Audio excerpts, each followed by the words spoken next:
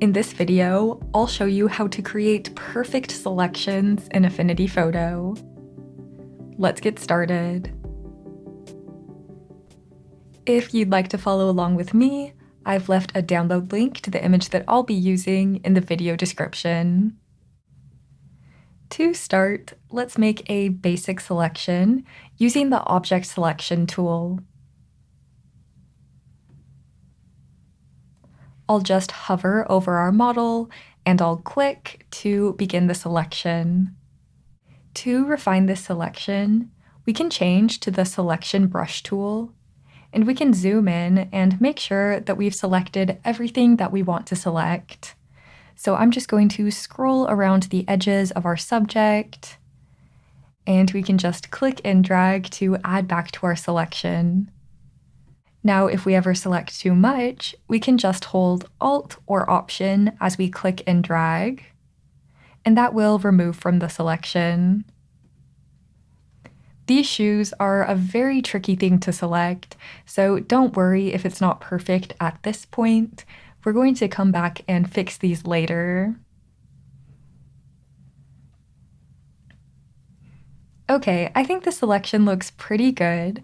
So next, I'm just going to go up to the Context toolbar and I'll press Refine. Refine is great for selecting hair, so I'm just going to paint over any hair that was missed. I'll paint over the edges of the hair, just to tell Affinity to take a second look at these areas. With that done, I'm just going to press Apply. And now we can add our mask. So I'll click on the mask button right here. And as you can see, this is a pretty good start. I'll press Command or Control D to deselect. And now we can go ahead and do a little bit more refining. Let's start with simply painting on our mask.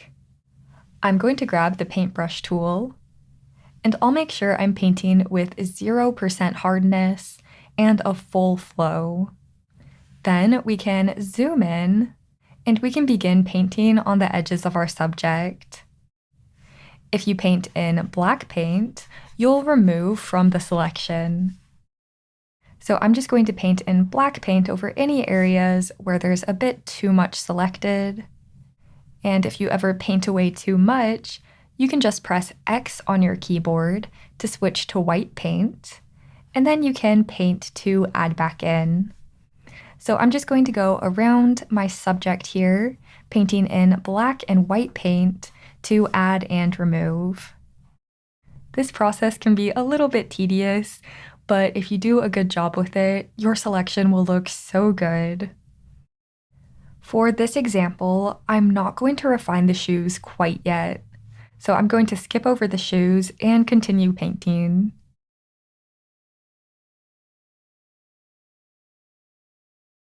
Now I'm going to do a tricky area, which is the hair. Because hair is very tricky and it's semi-transparent on the edges, I'm going to lower the flow of my paintbrush quite a bit as I paint on this area. So I'm just going to softly paint in black paint to create gaps in the hair. And then on any areas that need more hair, I'll just switch my paint color to white to paint in those areas. If there's a really tricky area in the hair, at this point I think it'd be better to just remove the area, and later I'm going to show you another strategy to help with tricky hair. In this area down here, I'm going to try to fully remove this dark gray from her hair. I don't want that in my final selection, so I think it's best just to remove that, even if that means we're removing some of the hair. So you can see now, I have removed quite a bit of this hair down here, but this hair was pretty impossible to select, so I think that's okay for now.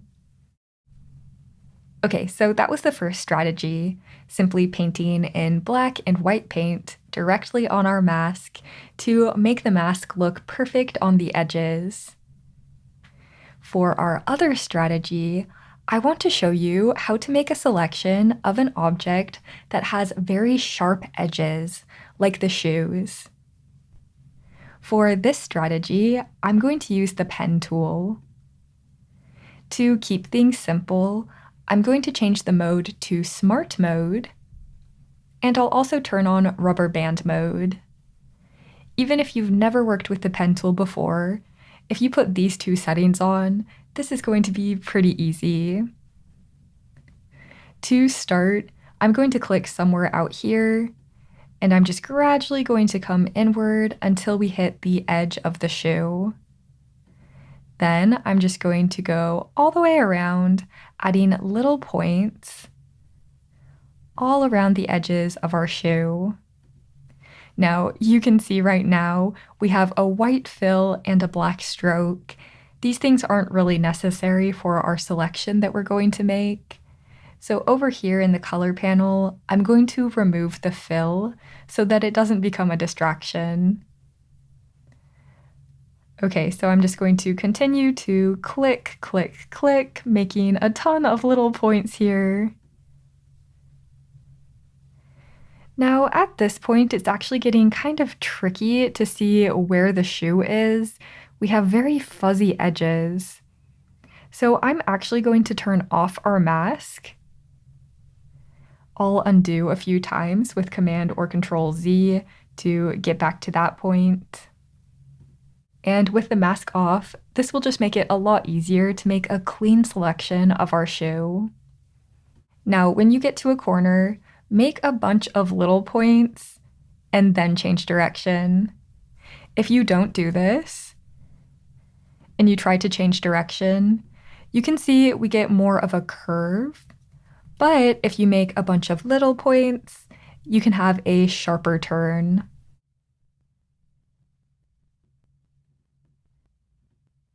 Go ahead and finish the selection by going all the way around the outside edges like this. Okay, with that finished, I'll just turn the mask back on, and I'm going to go to the context toolbar to make this a selection. I'll select our mask layer, and now I'm going to grab the paintbrush. So now we have a very good selection of the outside of the shoe. So I'm going to paint in full flow, in black paint, to remove any parts of the shoe that are in this part of the selection on the outside. So you can see down here, this is really going to clean up that edge.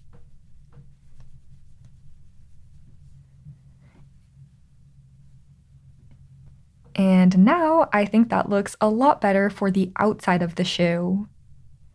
Now I'm going to reverse this selection with Command or Control Shift I. Now we have the opposite part of the shoe selected. So I'm going to change my other paint color back to white. And I'm going to paint around the edges of the shoe to fill in any areas that we missed. You can see this whole area down here needs to be filled in. So it's pretty great that we can reverse the selection to take care of that.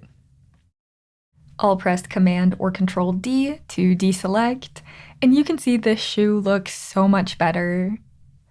I'm just going to quickly repeat this process on the other shoe, using the pen tool to make little points all the way around the shoe.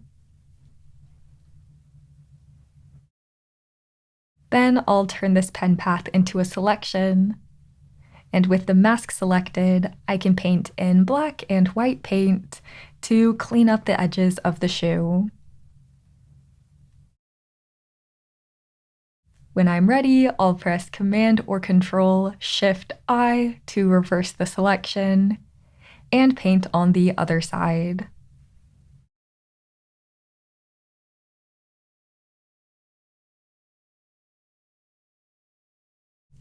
Okay, I'll press Command or Control D to end this selection. And you can see that our shoes are so perfectly, sharply selected, but they might be a little bit too sharp compared to the softness of the rest of our mask. To fix this, we can add a blur to our mask to make the edges softer. So I'm going to go to our filters and I'll apply a Gaussian blur. I'm just going to raise this a tiny bit, maybe just 1 pixel. And then I'm going to add this as a child layer to our mask. Now you can see this sharpness is a lot softer, but we still have a perfect selection of these shoes. Okay, to finish, I want to show you one final trick to help with really tricky hair in selections. So going back up to our hair, it's really tricky to select hair. So this is my workaround. I'm just going to paint strands of hair back into our selection wherever I need it.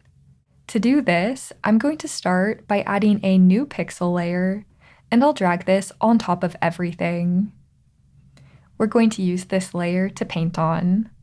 Then, with my paintbrush, I'm just going to lower the flow down to about 10%. I'll zoom in here, and I'll make my brush very small. And now here's how you're going to paint these hairs. Hold Alt or Option and click on an area of hair to sample that color. Then you can softly paint to add hairs back in. Make sure you paint in the same direction that the hair is going. Softly painting these hairs back in. Once I've done that, I like to make my brush a bit smaller. And then I like to add a few hairs going in other directions. So just a very small brush, adding little hairs like this. You can even change colors by holding Alt or Option and clicking on a new area to add in a few other colors of hair to make it look very natural. So I'm just going to do this all around the hair, sampling hair colors in that area, and adding little hairs on the outside. Feel free to adjust the size of your brush as you go. You want this to be very thin, about the same size as her hair strands. And the more colors you can use, the more natural it will look.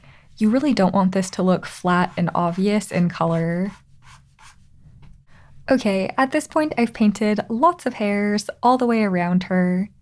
And to make this look extra natural, I'm going to add a slight blur to this painted layer. So again, I'll go to our filters and add a Gaussian blur, and I'll bump this up to about 1 pixel. And now I'll just zoom in so I can show you the difference. Here it is before the blur.